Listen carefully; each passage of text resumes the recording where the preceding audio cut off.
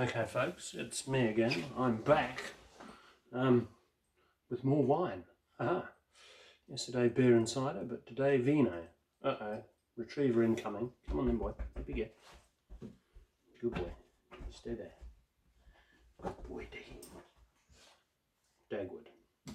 Right, this evening I've got 2 Chardonnays and another Bordeaux blend. The first Chardonnay is Fat Snapper 2018, which is one of mine. The next one is Select's Buttery Chardonnay. That's exactly what it says on the label, and we shall see about that. Usually a bit sceptical about that. That's God,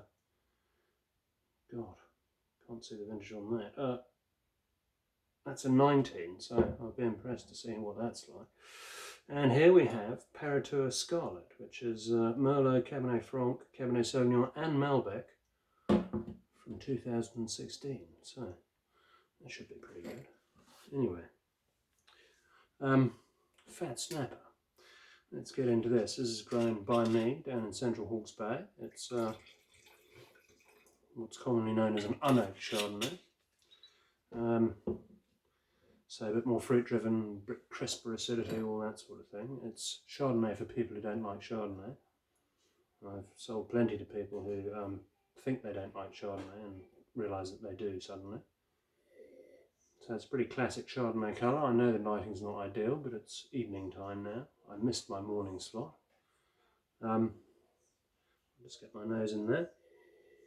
So, classic sort of white grapefruit pith and, you know, citrus sort of characters. Not your classic Chardonnay nose, but quite fruit driven, quite pleasant. I'm going in, Daggy.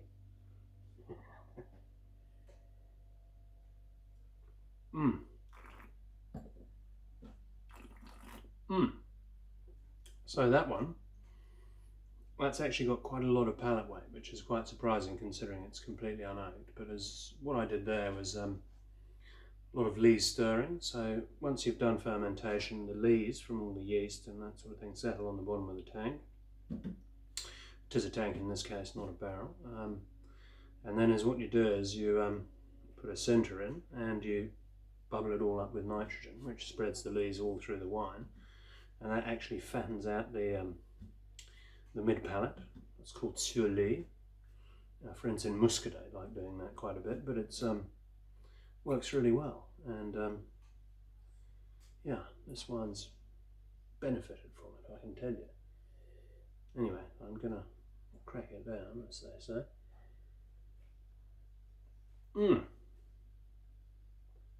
Yeah, so that would be really good with any sort of seafood. It's called Fat Snapper because nice fresh snapper would be good with it.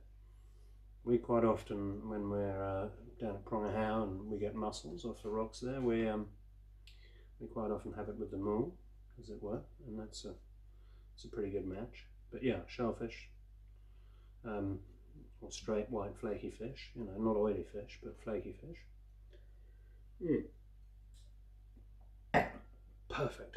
Right, let's get into this Select's Buttery Chardonnay. I'm usually a little bit sceptical of things that say things like that on them, buttery, blah blah blah. But I'm willing to give it a crack, as they say. The things I do. So, actually slightly paler in colour than the Fat Snapper, although you probably won't be able to see that under these lovely lighting conditions. But they make me look young, you know. Whoops. So, on the nose, quite classic, quite fruit driven, but a little bit of butteriness, but I mean, I'm not getting a massive sort of, you know, it's not a diacetyl bomb, as they say. You know, it hasn't got that real popcorn butterscotch sort of, you know, it's not Clearview Whitecaps, let's put it that way. Anyway, I'll give it a slurp and we'll see what we think.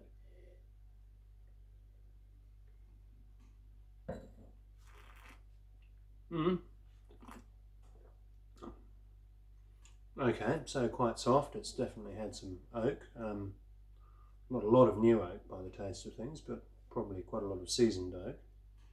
i.e. barrels that are not brand new. It's definitely got some buttery characters. It's done full Malo by the taste of things. And yeah, actually not bad. Surprisingly not bad, but there you go. I mean, I will actually drink this later. Or someone will. Dagwood, no Chardonnay for you, okay? Good, eh? It's good to have a co-star anyway. I hope you can see him, I can.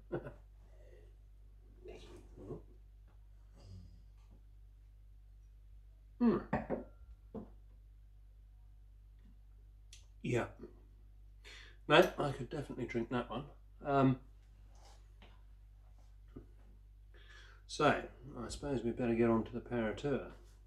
I don't know how you guys are coping with all this isolation business, but I'm not looking forward to tomorrow and trying to homeschool my children, because I suspect that they're not really going to do what I tell them. But hey, I actually quite like that. So, Parateur Scarlet.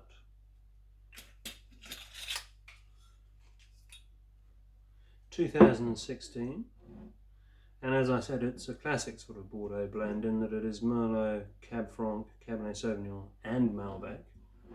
The trend these days in Bordeaux itself is not to actually use Malbec so much. They leave that to the chaps from Cahors, the black wine of Cahors.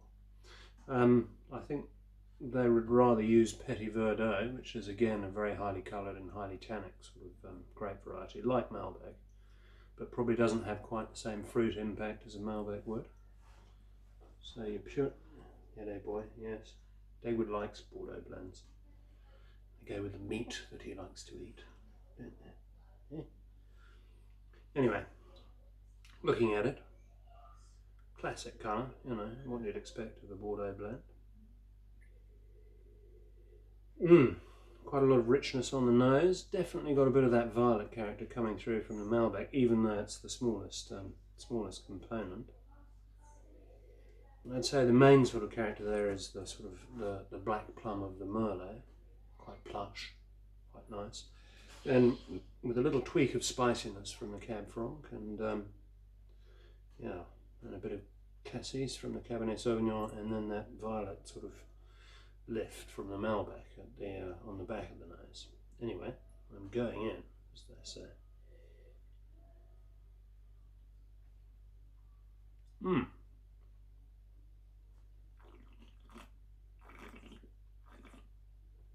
Just aerating the beast there. Pretty classic. Really quite rich. Good balance between the acid and the tannin. And yeah, all the fruit characters that you'd expect, sort of, you know, blackberry and plum and damson, and then a little bit of that black currant cassis sort of character from the Cabernet Sauvignon, and then a sort of violet tweak at the end from the Malbec. Tannins, not super tannic. I think this is probably about their entry level. And I have to say, they make some spanking wines, Parateur. Jason, who's the winemaker down there, happens to be a friend. That's just my daughter throwing things around in the kitchen, so try and ignore that if you can. Yeah. So Parateur do an excellent range of wines. Excuse me. Cece, yeah? Could you come and let Dagwood out, please? But don't knock the camera. Good girl. Go there, Dee. Go there. Good boy. Oh, dogs and children, eh? Who'd have them? Can't live without them, really.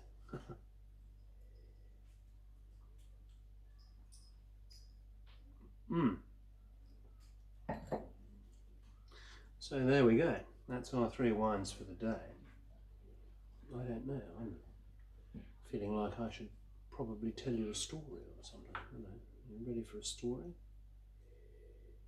I'll tell you what. I'll tell you about how I actually got into wine.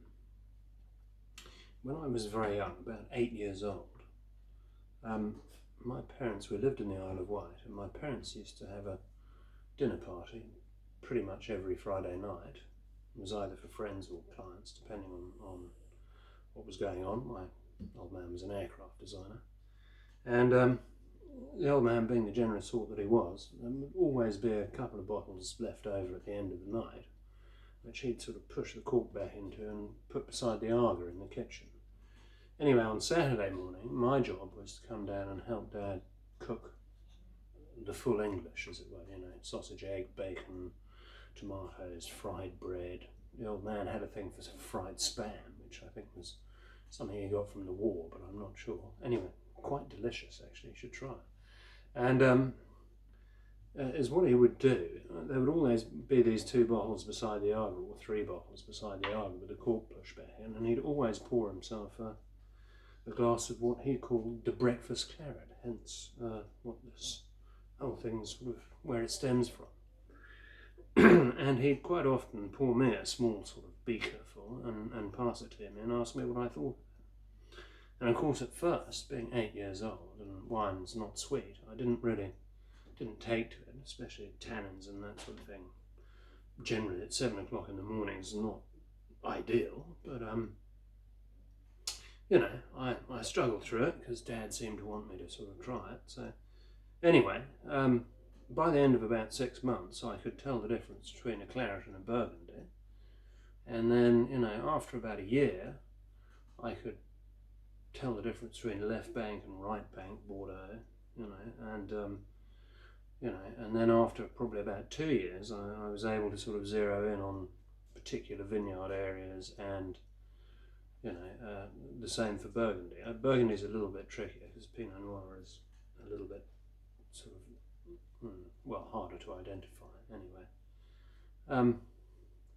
And that is what sort of gave me my passion for wine, which has carried me through my entire career. I've been in the wine industry since I was 19, so there you go. And now, I'm a seasoned professional. Anyway, I do hope you're all enjoying this sort of malarkey, you know. I know I am, because it gives me an excuse to open bottles of wine and drink them. But there you go. So that'll probably, I'll just knock this back. And I will say adieu until the next time. I'm not sure what it'll be tomorrow, but we'll come up with something, I'm sure. Anyway, ta-ta for now.